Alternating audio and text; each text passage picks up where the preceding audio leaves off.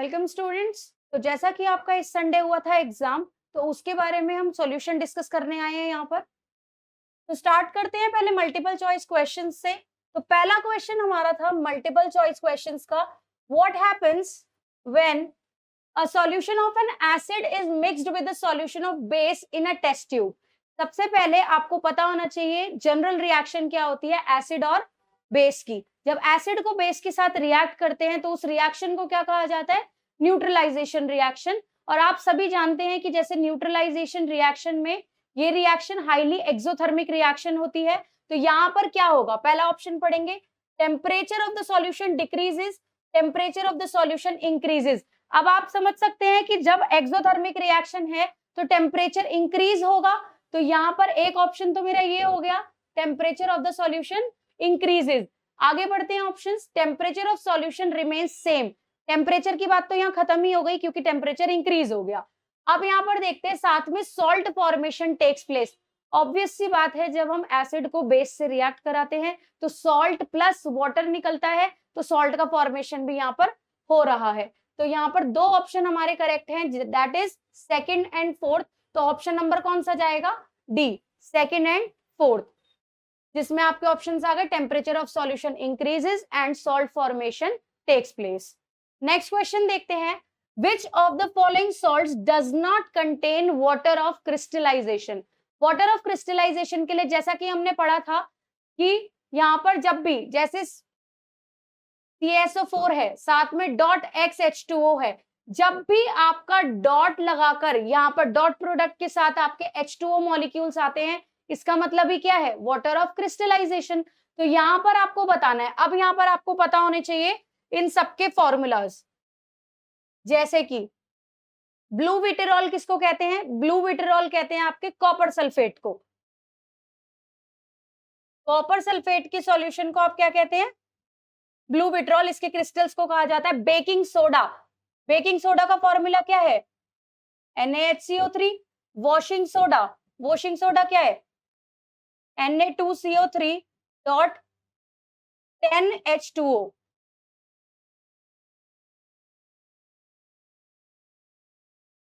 Dot 10H2O। और अगर बात करें जिप्सम की, this is hydrated calcium sulphate, that is CaSO4 dot 2H2O। तो आप देख सकते हैं यहाँ पर सब में आपको वाटर ऑफ क्रिस्टलाइजेशन दिखाई दे रहा होगा, that is dot H2O dot H2O dot H2O। अब यहाँ पर केवल NaHCO3 that is baking soda, इसके पास क्रिस्टलाइजेशन नहीं है। तो यही हमारा क्या हो गया? This is the correct answer, which of the following salt does not contain, यहाँ पर क्या लिखा है? Does not contain water of crystallization. Not वाले क्वेश्चन को थोड़ा ध्यान से पढ़ना पड़ता है क्योंकि इसमें हम करेक्ट आंसर गलत कर देते हैं। नेक्स्ट क्वेश्चन पढ़ते हैं, in terms of acidic strength. अब यहाँ पर एसिड्स की बात हो रही है, एसिडिक स्ट्रेंथ की टर्म की बात करें, विच of the following is the correct increasing order. Order में ध्यान रखना, इंक्रीजिंग और डिक्रीजिंग, ठीक है।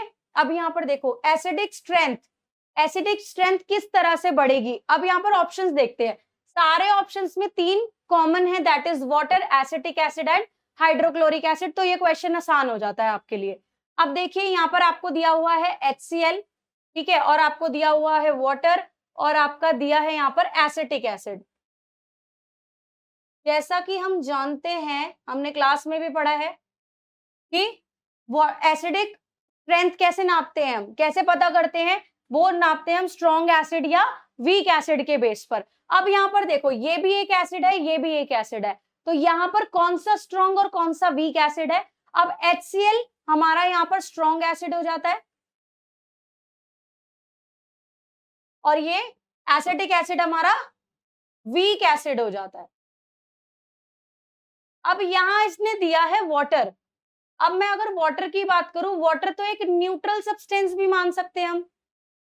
अगर ये डिस्टिल्ड वाटर है, यहाँ कुछ मेंशन तो है नहीं, तो मैं ये मान सकती हूँ कि एसिटिक एसिड से तो कम ही होगा स्ट्रेंथ। अगर मैं इसको डिस्टिल्ड वाटर मानती हूँ तो इसकी एसिडिक स्ट्रेंथ है ही नहीं, एसिड नहीं है ये। तो यहाँ पर इससे कम हो गया वाटर और ये कम हो गया किससे? HCl से। तो यहाँ पर क्या ऑर्डर बनेगा आपका? HCl आपका स्ट्रॉन्गेस्ट रहेगा, फिर आपका एसिटिक एसिड रहेगा, फिर उसके बाद आपका वाटर रहेगा।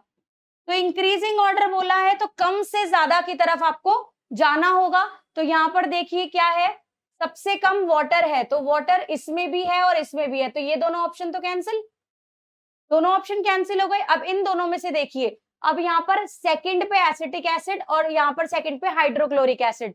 अभी मैंने आपको जैसा कि बताया वाटर के बाद क्या है, एसिटिक एसिड, तो यहाँ पर ये वाला ऑप्शन भी गलत हो गया, तो आपका ऑप्शन हुआ नंबर 1 दैट इज वाटर, फिर एसिटिक एसिड और लास्ट में आपका सबसे ज्यादा स्ट्रॉन्ग क्या हुआ, हाइड्रोक्लोरिक एसिड। ओके बच्चे, चलिए अब अगले क्वेश्चन पे चलते हैं। अगला क्वेश्चन हमारा क्या कह रहा है, what is formed when zinc reacts with sodium hydroxide.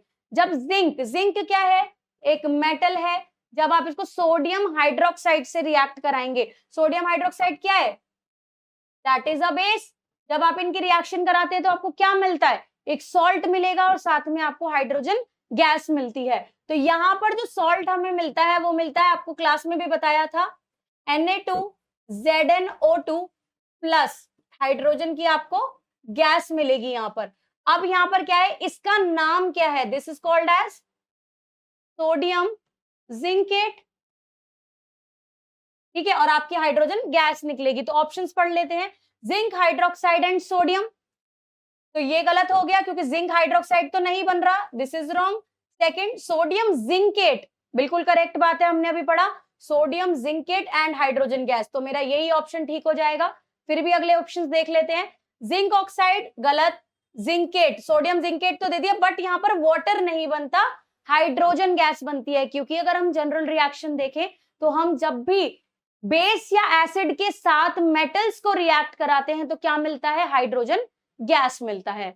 चलिए अब क्वेश्चन नंबर 5 पे चलते हैं, ये तो बहुत आसान है, एनसीईआरटी का लर्निंग टॉपिक है ये तो। Tomato is a natural source of which acid. आपको पता है टोमेटो के अंदर एसिड पाया जाता है, नेचुरल एसिड्स के बारे में पढ़ा है हमने, ठीक है। तो यहाँ पर कौन सा एसिड है टोमेटो के अंदर, दैट इज ऑक्सैलिक एसिड, तो ये हो गया आपका करेक्ट ऑप्शन। ठीक, अब आ जाइए ब्राइन, नेक्स्ट क्वेश्चन के ऊपर। ब्राइन क्या होता है, ब्राइन एक नमक का पानी मान सकते हो आप, aqueous solution of NaCl। Sodium chloride का जब आप सॉल्यूशन बनाते हो पानी के अंदर तो उसको हम क्या बोलते हैं, ब्राइन बोलते हैं। आपको पता ही होगा, क्लास 9th में आपने पढ़ा है एक्वस सॉल्यूशन क्या होते हैं, जो सॉल्यूशंस पानी में बनाए जाते हैं जिनका सॉल्वेंट वाटर होता है। तो ब्राइन क्या है, ब्राइन है सोडियम क्लोराइड यानी कि NaCl एक्वस, ठीक है। तो यहां पर कौन सा ऑप्शन करेक्ट बैठता है, aqueous solution of sodium hydroxide, no. Aqueous solution of sodium carbonate, no. Aqueous solution of sodium chloride, बिल्कुल सही। तो हमारा ये वाला ऑप्शन एकदम करेक्ट हो जाता है, तो अगला ऑप्शन देखने की जरूरत ही नहीं है, सोडियम बाइकार्बोनेट रॉन्ग। चलिए तो आगे चलते हैं 7th MCQ की तरफ। तो देखते हैं यहाँ क्या कह रहा है, ये आपको फॉर्मूला दिया हुआ है,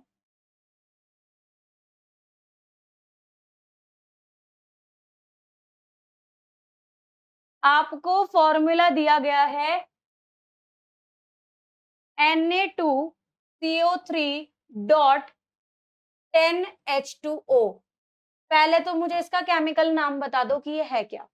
तो इसका नाम है आपका सोडियम कार्बोनेट, सोडियम कार्बोनेट। बच्चे पेपर में ध्यान रखना है, आपसे केमिकल नेम पूछ रहा है या आपसे कॉमन नेम पूछ रहा है। इसका केमिकल नेम है हमारे पास सोडियम कार्बोनेट डेका हाइड्रेट, क्योंकि यहाँ पर 10 मॉलिक्यूल्स है, वाटर मॉलिक्यूल के लिए हम वर्ड यूज कर रहे हैं हाइड्रेट, 10 के लिए हम वर्ड यूज करते हैं डेका। तो इसका नाम क्या हो गया, this is chemical name sodium carbonate Deka hydrate. इसको बोलते हैं बच्चे वॉशिंग सोडा, क्या कहा जाता है इसको, वॉशिंग सोडा। तो अब देखते हैं किसी ऑप्शन में वॉशिंग सोडा है क्या, पहला ये ऑप्शन करेक्ट हो गया वॉशिंग सोडा। चलिए चलते हैं हम अपने अगले क्वेश्चन की तरफ। 8th question, how many water molecules does hydrated calcium sulphate, पहले कैल्शियम सल्फेट का फॉर्मूला क्या होगा, CaSO4। हाइड्रेटेड की बात करा है तो नंबर ऑफ क्रिस्टल्स पूछ रहा है, तो अगर आपको याद हो तो सॉल्ट्स में हमने पढ़ा था जिप्सम, क्या पढ़ा था बच्चे, जिप्सम। जिप्सम क्या है, हाइड्रेटेड कैल्शियम सल्फेट को ही तो बोलते हैं। That is 2H2O। तो मुझे बताओ यहाँ पर वाटर मॉलिक्यूल्स कितने हुए, यही तो पूछा है। तो वाटर मॉलिक्यूल्स कितने हुए, यहाँ पर 2 वाटर मॉलिक्यूल्स हुए। तो यहाँ 2 ऑप्शन यहाँ दिखाई दे रहे हैं, ये तो दोनों ही गलत है, 2 है ही नहीं यहाँ पर। चलिए अगला देखते हैं। इस पे देखिए, तो यहाँ पर option number D that is 2 water molecule is correct. चलिए आगे बढ़ते हैं अगले क्वेश्चन की तरफ। अब पूछ रहा है आपसे विच of the following statement is correct. ध्यान रखना, करेक्ट इनकरेक्ट के क्वेश्चन बहुत गड़बड़ होते हैं। Correct about an aqueous solution of acid and base. Aqueous solution acid और बेस में कौन सी स्टेटमेंट करेक्ट है? ठीक है, पहली स्टेटमेंट देखिए, higher the pH stronger the acid. अब पीएच की बात करूं तो पीएच क्या करती है? पीएच इनवर्स रिलेशन में होती है किसके? PH is inversely related to H plus ion, H plus ion के इनवर्स रिलेशन में होती है। अब देखिए, पीएच इनवर्स रिलेशन का मतलब क्या होता है बच्चे? अगर आपकी पीएच बढ़ रही है तो आपकी H प्लस की वैल्यू कम हो जाएगी, अगर आपकी H प्लस की वैल्यू बढ़ रही है तो आपकी पीएच कम हो जाएगी। This is inverse relation. तो यहां पर ये क्या बोल रहा है? हम सब जानते हैं कि एसिड्स में H प्लस की कंसंट्रेशन ज्यादा होती है और हमारे बेस के पास H प्लस की कंसंट्रेशन कम होती है, राइट? बेस में H प्लस कम, क्योंकि पीएच काम करता है सिर्फ H प्लस की कंसंट्रेशन के ऊपर। यहाँ आप बेस के लिए OH नहीं लगा रहे हो, यहाँ पर H प्लस की बात चल रही है। तो यहाँ देखते हैं ऑप्शंस। पहला ऑप्शन कह रहा है higher the pH stronger the acid. जितनी पीएच की वैल्यू होगी उतना एसिड स्ट्रॉन्ग होगा। देखो, एसिड H प्लस ज्यादा होने से स्ट्रॉन्ग होता है और H प्लस ज्यादा तो पीएच कम हो जाती है, तो ये तो गलत हो गया। Higher the pH stronger the acid, no, higher the pH weaker the acid. तो यहाँ पर ये वाला तो गलत हो गया। सेकंड देखो, lower the pH stronger the base. जितनी कम पीएच होगी उतना बेस स्ट्रॉन्ग होगा, नहीं, जितनी कम पीएच की वैल्यू होगी उतना एसिडिक कैरेक्टर बढ़ेगा। तो आपका ये ऑप्शन भी गलत लग रहा है मुझे। एक बार देखते हैं, हायर द पीएच, ये ऊपर वाले पे लगाना था, गलत हो गया। Higher the pH weaker the acid, बिल्कुल सही बात है। जितना ज्यादा पीएच बढ़ेगा, जितना ज्यादा पीएच बढ़ेगा उतना उतना एसिड वीक होगा, ठीक है। और यहाँ पर लिखा higher the pH weaker the acid, तो ये वाला ऑप्शन करेक्ट हो गया। अब यहाँ पर हमें मल्टीपल ऑप्शंस देखने हैं, तो दूसरा चेक करते हैं। Lower the pH stronger the base, गलत। Lower the pH weaker the base, जितना लो पीएच होगा उतना एसिडिक कैरेक्टर बढ़ता है। तो ये वाला ठीक हो गया कि अगर पीएच लो है तो बेस वीक हो जाएगा। एक बार पीएच समझ लेते हैं। पीएच स्केल पे आपको बताया था this is 7 neutral 0 and 14। PH की वैल्यू 7 से प्लस जाएगी तो ये क्या कहलाएगा? इस तरफ होते हैं आपके बेसिस, और अगर 0 की तरफ जाएगी तो ये क्या होते हैं? इस तरफ आपके एसिड्स। तो आप यहीं से देख सकते हो, पीएच की वैल्यू कम होगी तो एसिड, पीएच की वैल्यू ज्यादा होगी तो बेस। तो यहां से मेरे दोनों ऑप्शंस ठीक हो जाते हैं, सेकंड एंड फोर्थ। तो कौन सा ऑप्शन में दिख रहा है? मुझे दिख रहा है डी ऑप्शन में, that is second and fourth. तो ये ऑप्शन मेरा करेक्ट हो गया। चलिए अब चलते हैं नेक्स्ट के ऊपर।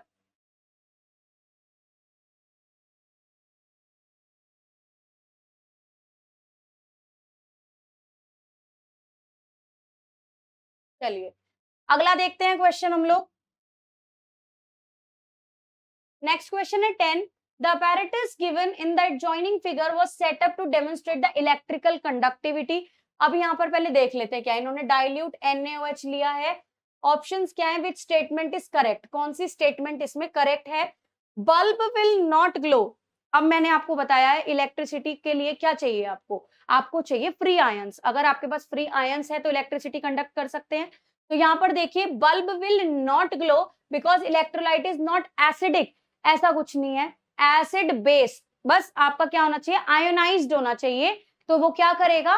इलेक्ट्रिसिटी कंडक्ट करेगा। अगर आप स्ट्रॉन्ग बेस भी ले रहे हैं तो वो भी आयंस बनाएगा और इलेक्ट्रिसिटी को कंडक्ट कर सकता है। और यहाँ पर आपने क्या लिया है? NaOH, और NaOH क्या है? NaOH एक स्ट्रॉन्ग बेस है, तो ये भी इलेक्ट्रिसिटी कंडक्ट कर सकता है। तो यहाँ पर लिखा है bulb will not go glow because electrolyte is not acidic, गलत है ये तो नहीं होगा। Second, bulb will glow because HCl is strong acid and furnishes iron for conduction. यहाँ पर HCl की जगह NaOH लिया है, तो यहाँ पर हो सकता है NaOH एंड स्ट्रॉन्ग बेस। इस क्वेश्चन में एडिटिंग हो सकती है, बाकी ऑप्शंस देख लेते, क्या पता किसी और से निकल जाए। Bulb will not glow because circuit is incomplete. Circuit तो कंप्लीट है, बैटरी करेक्ट तरह से लगी हुई है, स्विच आपका ऑन है, तो इलेक्ट्रोड से कनेक्शन भी ठीक है, तो सर्किट तो करेक्ट है, तो ये वाला ऑप्शन तो नहीं होगा। अब नेक्स्ट देखते हैं, bulb will not glow because it depends upon the type of electrolytic solution. Bulb नहीं जलेगा क्योंकि वो इलेक्ट्रोलाइटिक सॉल्यूशन पे डिपेंड करता है। लेकिन अगर ये ठीक है, इलेक्ट्रोलाइटिक सॉल्यूशन पे डिपेंड करता है, लेकिन यहाँ पर जो इलेक्ट्रोलाइटिक सॉल्यूशन फिगर में दे रखा है, अगर मैं फिगर के अकॉर्डिंग चलूं तो NaOH में भी कंडक्शन होना चाहिए। तो मेरे हिसाब से सेकंड वाले ऑप्शन में अगर ये एडिटिंग होती तो मेरा सेकंड ऑप्शन करेक्ट होता, ओनली सेकंड।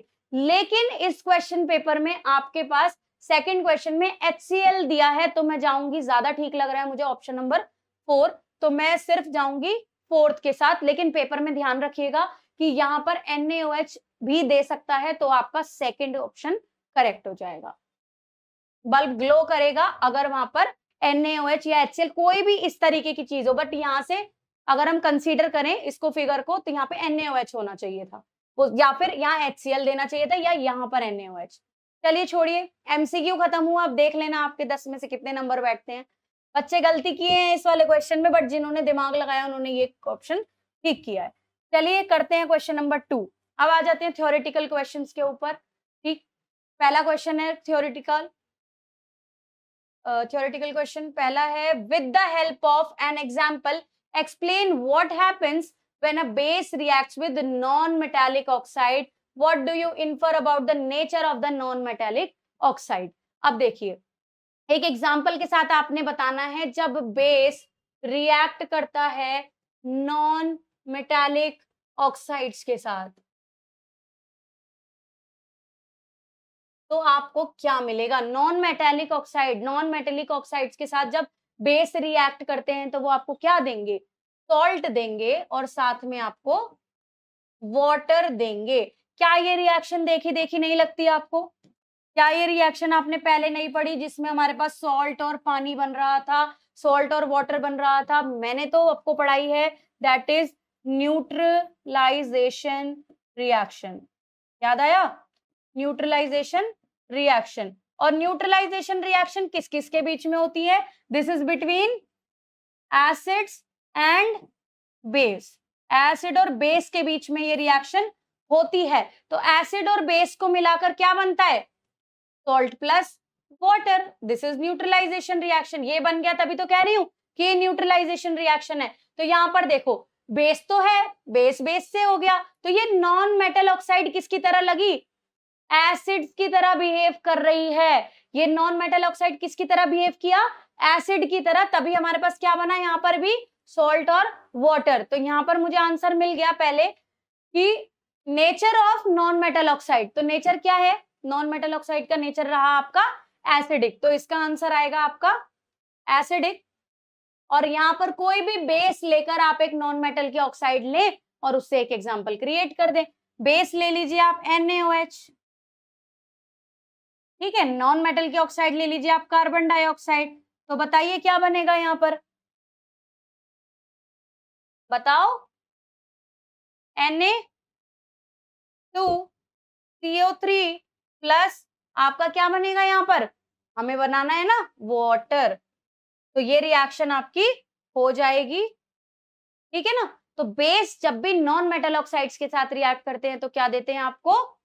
न्यूट्रलाइजेशन रिएक्शन देते हैं। तो नॉन मेटल ऑक्साइड किसकी तरह बिहेव किया? एसिड की तरह। ओके, चलिए अगले क्वेश्चन की तरफ चलते हैं।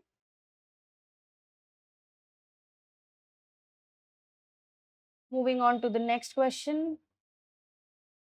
चलिए देखिए क्या कह रहा है अगला question. What is observed? Observation की बात कर रहा है। When carbon dioxide gas is passed through lime water. Lime water किसे कहते हैं? Lime water is slaked lime, that is CaOH का होल ट्वाइस। अगर इसके साथ आप किसको रिएक्ट कर रहे हो? CO2 को। ठीक है, नीचे दो कंडीशंस दी हुई है, for a short duration and for a long duration. Short duration का मतलब क्या, थोड़ी सी कार्बन डाइऑक्साइड दे दी तो क्या बनाएगा, ये क्या कर देगा, lime water, this is lime water. इस लाइम वाटर को क्या करेगा, मिल्की कर देगा। क्या कर देगा बच्चे, मिल्की, क्योंकि ये क्या बनाएगा, कैल्शियम कार्बोनेट। कैल्शियम कार्बोनेट क्या है, एक व्हाइट कलर का प्रेसिपिटेट है। It is a white precipitate, white PPT है, which is insoluble in water, insoluble in water.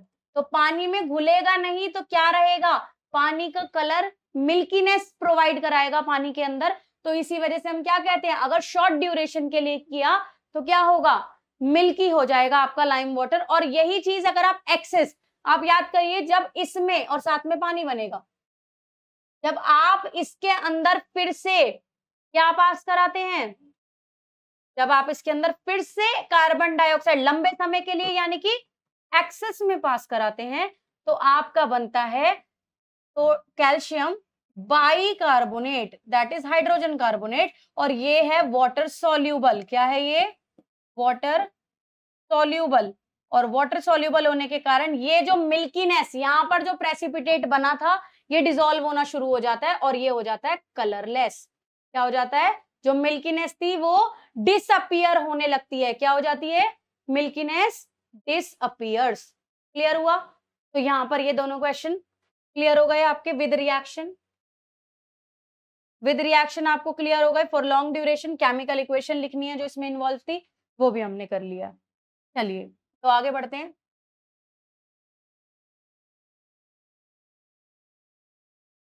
आगे बढ़ते हैं अगले क्वेश्चन की तरफ, पहले इसको क्लीन कर लेते हैं।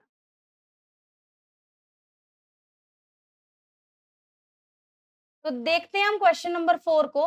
2 ml of sodium hydroxide solution, 2 ml आपने क्या लिया, सोडियम हाइड्रोक्साइड सॉल्यूशन लिया, ठीक, is added to few pieces of granulated zinc metal, साथ में आपने जिंक के साथ इसको पोर कर दिया, taken in a test tube, when the content are warmed a gas evolve. अब आप सीधा सीधा मुझे बताओ ये क्या है, it is a base, what is this, a metal. अब आप मुझे जनरल रिएक्शन ही बता दो आगे क्वेश्चन पढ़ने से पहले। तो क्या जनरल रिएक्शन दिमाग में आती है, जब बेस को मेटल से रिएक्ट करते हैं तो क्या बनता है, salt plus hydrogen gas, right, salt plus hydrogen gas. तो मुझे प्रोडक्ट तो पता चल गया, मुझे यही पूछा इसने, with gas is evolve, gas कौन सी निकली, hydrogen gas, which is bubbled through a soap solution. अब यहाँ पर आपको आ गया टेस्टिंग ऑफ हाइड्रोजन गैस, जो हमने पढ़ी है, सोप सॉल्यूशन के बबल्स से पास कराओ तो क्या होता है, पॉप साउंड के साथ वो बर्निंग कैंडल को बुझा देते हैं। Write the equation of the chemical reaction involve and the test to detect the gas. Test तो मैंने बता ही दिया, पॉप साउंड वाला टेस्ट होगा हाइड्रोजन गैस का। ठीक, अब यहाँ पर आपने एक रिएक्शन लिखनी है, तो NaOH को जिंक के साथ कराओ, NaOH प्लस जिंक क्या देगा बच्चे, बताइए। बेस के साथ कौन सा सॉल्ट बनता है, मैंने सिखाया था आपको बनाना, Na2ZnO2, what is this, sodium, sodium zincate, sodium zincate, और आपका साथ में निकलेगी हाइड्रोजन गैस। ठीक है, अब इस हाइड्रोजन गैस के लिए आप करेंगे pop sound activity, pop sound test, pop sound test करेंगे। पॉप साउंड टेस्ट में आपको पता ही है, सोप सॉल्यूशन से इसको पास कराइए, सोप सॉल्यूशन में बबल्स बनेंगे, बबल्स के पास बर्निंग कैंडल लाइए, बर्निंग कैंडल अगर पॉप साउंड से बुझती है और तो वो क्या होती है, हाइड्रोजन गैस होती है। Clear, name the gas, hydrogen. When the same metal reacts with dilute strong acid, अगर इसी मेटल को, ये जो मेटल है इसको मैं किससे रिएक्ट करा दूं, स्ट्रॉन्ग एसिड से, अगर मान लो मैं HCl से रिएक्ट करा दूं, तब भी मेरे पास क्या बनेगा, क्या गैस में चेंज आएगा, नहीं, क्योंकि जनरल रिएक्शन दोनों की सेम है, एसिड की भी और बेस की भी। जब मैं एसिड को बेस से, वो सॉरी मेटल से रिएक्ट कराऊं तो मुझे क्या मिलता है, सॉल्ट, बस सॉल्ट में फर्क आ जाता है, यहाँ एसिड से कर रहे हो तो एसिडिक सॉल्ट मिलेगा, यहाँ बेस से कर रहे हो तो बेसिक सॉल्ट मिलेगा। तो यहाँ पर आपको साथ में सेम ही गैस मिलती है, दैट इज हाइड्रोजन गैस। तो एक एग्जांपल लेकर यहाँ पर मेरी तरह आप इसको सॉल्व करके दिखा सकते हो। चलिए तो ये क्वेश्चन भी डन, आ जाइए अगले क्वेश्चन पे। Moving on to the next question. मुश्किल नहीं था टेस्ट, बस थोड़ा कॉम्प्लिकेट कर लिया आप लोगों ने। चलिए अगला क्वेश्चन क्या कह रहा है, अ cloth strip dipped in onion juice is used for testing a liquid x. Onion juice, सबसे पहले आप लोगों ने इंडिकेटर्स पढ़े हैं। ओनियन जूस क्या है? अनियन जूस जो आपका है वो एक ऑल फैक्ट्री इंडिकेटर है। क्या है? All factory indicator. All factory का मतलब, ऑल फैक्ट्री का मतलब होता है स्मेल रिलेटेड। स्मेल से जो इंडिकेटर इंडिकेट कर देते हैं उनको हम कहते हैं ऑल्फैक्टरी इंडिकेटर्स। तो यहाँ पर आपसे क्या पूछा है, एक क्लॉथ लिया है जिसको आपने ऑनियन जूस में भिगो दिया, ठीक है। उसके बाद क्या कह रहा है, for a testing a liquid x, x liquid को टेस्ट किया है। The liquid x changes it's order, order को स्मेल ही कहते हैं, ठीक है। अपनी स्मेल बदल रहा है, तो इसका मतलब which type of an indicator is onion juice, किस टाइप का है, स्मेल बता रहा है, तो ये ऑल्फैक्टरी इंडिकेटर है। Next, the liquid x turns blue litmus red, जो लिक्विड एक्स है उसने क्या कर दिया, उसने कर दिया ब्लू लिटमस को रेड में चेंज। अब आपको पता है ब्लू को रेड में कौन चेंज करते हैं, एसिड्स। बताया था ना, ए के बाद क्या आता है, बी। तो एसिड्स को कौन किस में चेंज होते हैं, एसिड्स ब्लू लिटमस को रेड में चेंज कर देते हैं, ठीक है। ए टू बी याद कर सकते हो आप। तो यहां पर मुझे ये भी पता चल गया, ये जो एक्स है वो एक्स क्या है, वो एक एसिड है। एक्स इज एन एसिड, ठीक। अब आगे चलिए, लिस्ट द ऑब्जर्वेशन। अब नीचे दिए गई चीजों की ऑब्जर्वेशन एक्स के साथ करनी है। अब एक्स क्या है, अब एक्स नहीं, इसको एसिड मान रहे हैं हम, क्योंकि हमने पता लगा ही लिया।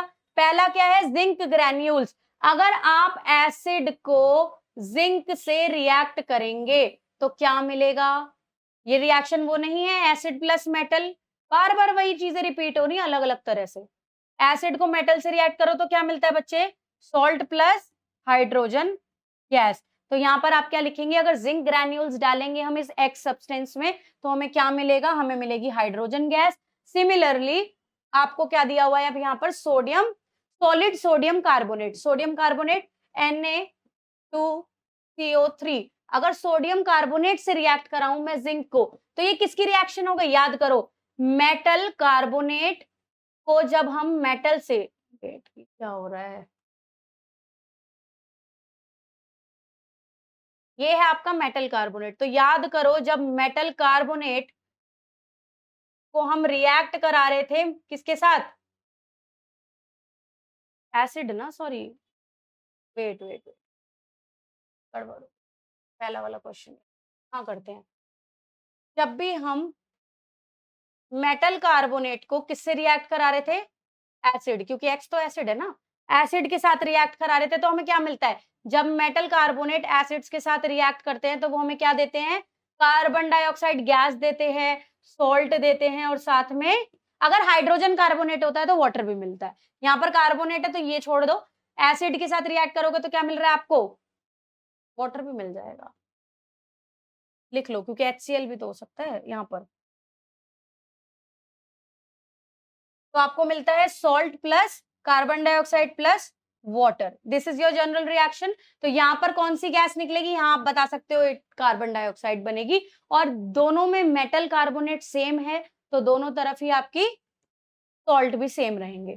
चलिए तो अगले क्वेश्चन पे आते हैं। केमिकल इक्वेशंस लिखनी है इन रिएक्शंस के लिए तो वो आप लिख सकते हो, कोई भी एक एग्जांपल एसिड का ले लीजिए, यहाँ पर आप HCl को कंसीडर कर सकते हैं। तो आपकी रिएक्शन होगी Na2CO3 प्लस HCl गिव्स, क्या बनेगा, NaCl plus CO2 plus H2O। तो ये हो गई आपकी रिएक्शन एक एग्जाम्पल के साथ। पहले वाले के लिए भी आप ले सकते हो, पहले जिंक के साथ कराया था ना, तो आप HCl प्लस जिंक कर दो, साथ में क्या मिलेगा, ZnCl2 प्लस हाइड्रोजन गैस। तो यहाँ पर हाइड्रोजन मिली, यहाँ पर CO2 मिली, यही ऑब्जर्वेशन मैंने किया। चलिए क्वेश्चन नंबर 6 पे आते हैं।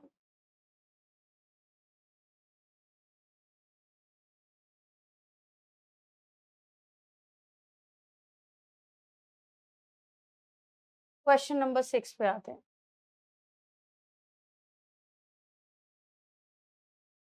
क्वेश्चन नंबर 6 क्या कह रहा है, right the chemical name and formula of marble. Marble का केमिकल, ध्यान देना इसने जनरल नहीं पूछा या इसने कॉमन नेम नहीं पूछा, इसने यहाँ पर पूछा है केमिकल नेम, जो मैं आपको पहले बता रही थी कि अगर आपको केमिकल पूछा जाएगा तो आप केमिकल नेम बताएंगे, अगर आपको जनरल पूछा जाएगा या फिर कॉमन नेम पूछा जाएगा तो आप वो बताएंगे। यहाँ इसने पूछा है chemical name of marble. Marble क्या होता है? Marble is made up of calcium carbonate. तो अगर मैं इसके केमिकल नेम की बात करूं, that is chemical name calcium carbonate. और यही अगर इसका जनरल नेम पूछा जाए या आपसे कॉमन नेम पूछा जाए तो इसको लाइमस्टोन भी कहा जाता है। It is also known as limestone या मार्बल। ठीक है, तो ये तो हो गए इसके कॉमन नेम, ये हो गया इसका केमिकल नेम। ये पूछा था, आगे देखते हैं क्या पूछ रहा है सेकंड पार्ट में। It has been found that marble of Taj Mahal की बात चल रही है, are getting corroded due to development of industrial area around it. Explain this fact giving a chemical equation. एक इक्वेशन के साथ इस बात को समझा दीजिए, ये बोल रहा है ये। अब आपको पता है कोरोडेड, अब कौन से में? एसिड और बेस दो की प्रॉपर्टी पड़ी है। एसिड्स जो होते हैं वो कोरोसिव नेचर के होते हैं। ठीक है, तो यहाँ पर ताजमहल का जो मार्बल है वो कोरोड हो रहा है, किसकी वजह से? इंडस्ट्रियल एरिया, क्योंकि आपने पढ़ा था इंडस्ट्रीज से निकलने वाली गैसेस, हार्मफुल गैसेस क्या करती हैं, जैसे कि आपकी सल्फर निकल रही है, कार्बन निकल रही है, नाइट्रोजन निकल रही है, ये सब क्या करती हैं? ये रिएक्ट करती हैं एटमॉस्फेरिक ऑक्सीजन के साथ, right?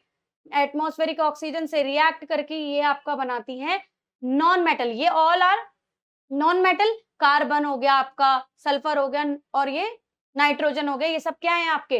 These are non metal. ठीक है, अब ये ऑक्सीजन एटमॉस्फेरिक ऑक्सीजन के साथ, एटमॉस्फेरिक एयर में ऑक्सीजन है उसके साथ रिएक्ट करके क्या बनाएंगे? SO2 बनाएगा, ये CO2 बनाएगा, ये NO2 बनाएगा। अब ये सब क्या है? ये क्या बन गई? ये बन गई नॉन मेटल ऑक्साइड्स। क्या बन गई? Non metal oxides.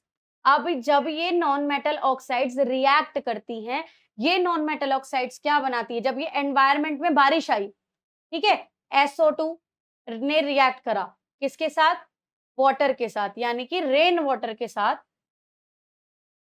तो ये क्या करती है? ये रेन वाटर को बना देती है बच्चे एसिडिक। कैसे? ये फॉर्म करेंगे क्या? H2SO4।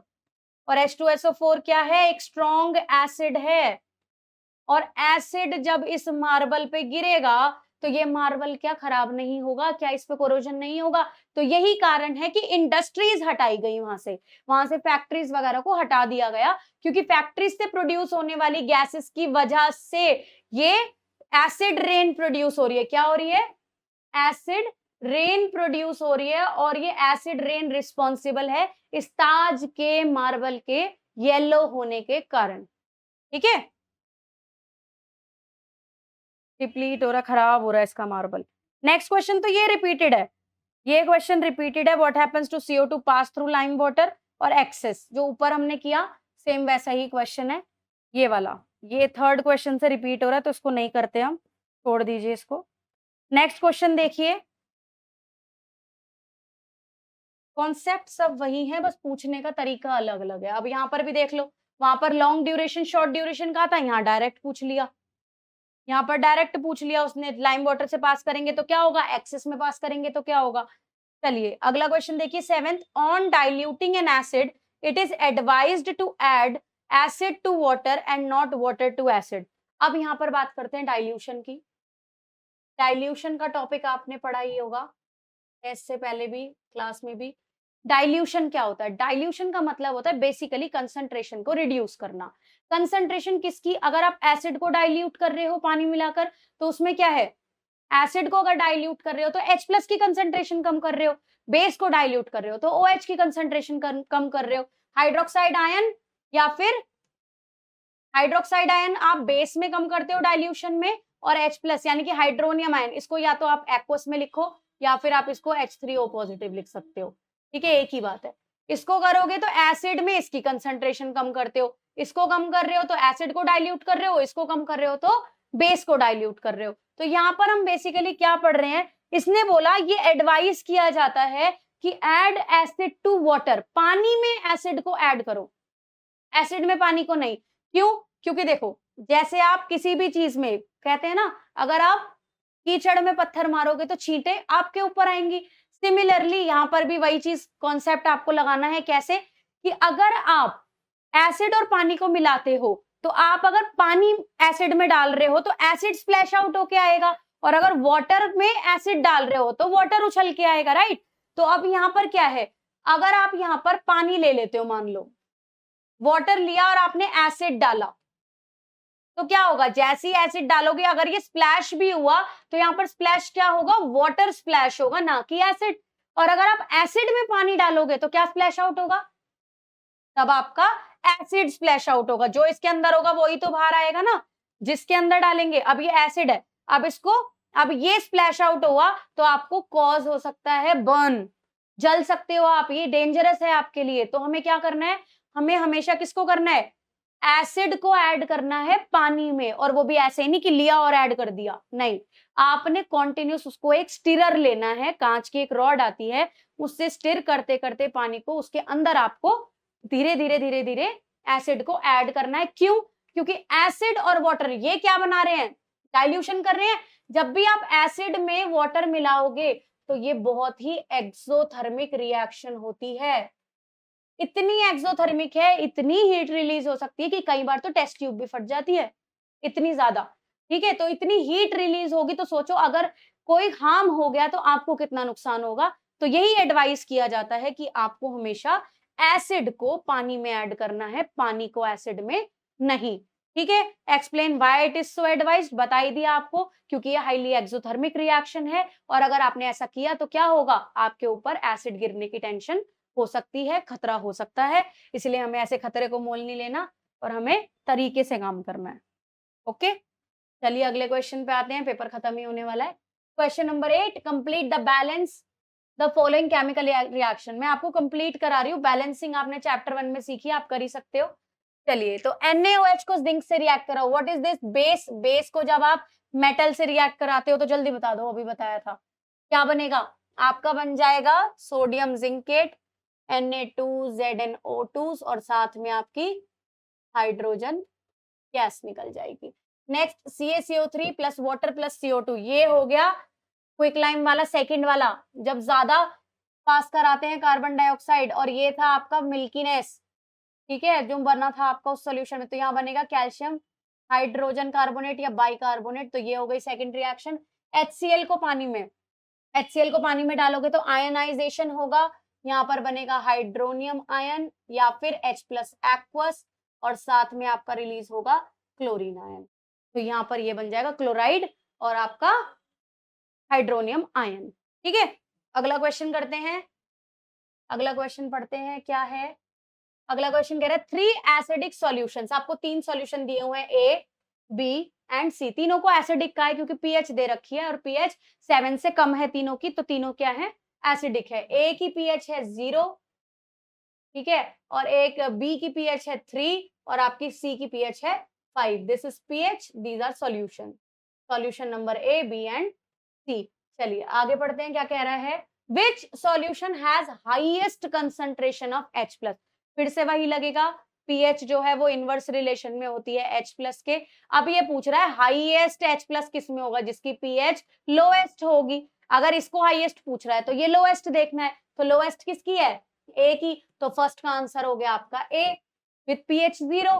सेकंड में क्या पूछ रहा है, which solution has the lowest concentration of H plus, उल्टा पूछ रहा है, ये मिनिमम किस में होगी, जिसमें ये मैक्सिमम होगी, तो ये हो गई आपकी C। तो सेकंड वाले में हो गया आपका आंसर C। समझ में आ गया, क्या क्वेश्चन कंप्लीट हुआ, नहीं। How concentrated sulphuric acid can be diluted, just इससे पहले समझाया है।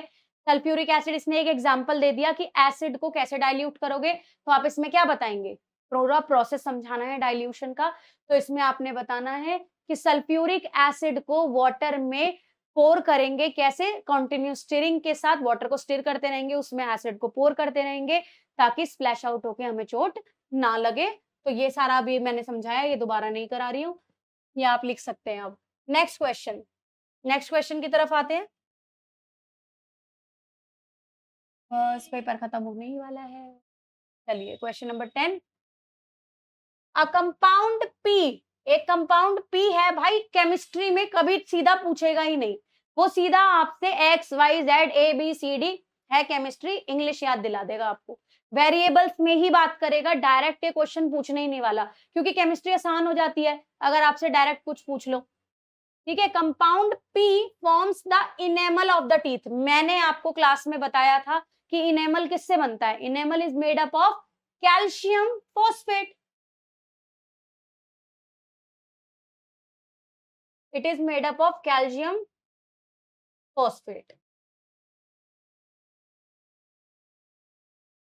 भाई एक बात बताऊं, अगर रिएक्शन पूछी है या नहीं पूछी, केमिस्ट्री के पेपर में रिएक्शन लिख दो। अगर आपको रिएक्शन आ रही है ना, तो आप रिएक्शन लिख दो, क्या पता टीचर आपकी थ्योरी ना पढ़े, रिएक्शन से ही मार्क्स दे दे। तो रिएक्शन लिखना जरूरी है, क्योंकि कुछ टीचर्स ऐसे भी होते हैं जो क्या करते हैं, आपके सब कुछ ठीक लिखा, आपने रिएक्शन नहीं लिखी, मार्क्स काट दिए। कहीं तो नंबर काटने को चाहिए ना उन्हें, तो आप ऐसा मौका ही मत दो। आपने क्या करना है, कैल्शियम फॉस्फेट लिखा, नीचे हैंड टू हैंड चाहे फॉर्मूला पूछा हो या ना पूछा हो, ब्रैकेट लगा के क्या ही फर्क पड़ रहा है, फॉर्मूला लिख दो। कैल्शियम और फॉस्फेट होता है PO4, इस पे +2 तो इसके ऊपर ब्रैकेट 2 आ जाएगा, इस पे -3 तो इसका 3 इधर चला जाएगा। फॉर्मूला मेकिंग चैप्टर 1 में 9th क्लास में सब में सीखी है आपने। तो दिस इज कैल्शियम फॉस्फेट। आगे बढ़ते हैं क्वेश्चन।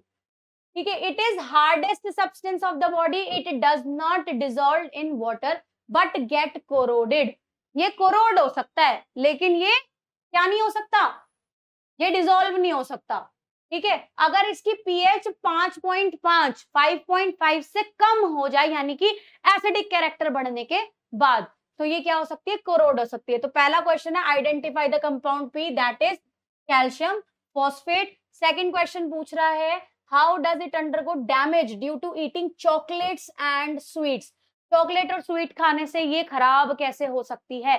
चॉकलेट स्वीट्स आपने खाई, आपने सलाइवा के साथ मिक्स की, तो आपके माउथ का एसिडिक pH इंक्रीज हो गया, जिसकी वजह से क्या हुआ, आपको pH जो चली गई वो क्या चली गई, पूरी रात छोड़ दिया आपने, ब्रश नहीं किया, तो क्या होगा, pH डिक्रीज होती चली जाएगी, बैक्टीरिया बन जाएंगे दांतों के अंदर, जिससे क्या होगा, टूथ डीके होगा। तो हम प्रिवेंट करने के लिए क्या कर सकते हैं, इसीलिए तो कहते हैं भाई रात को भी ब्रश कर लिया करो।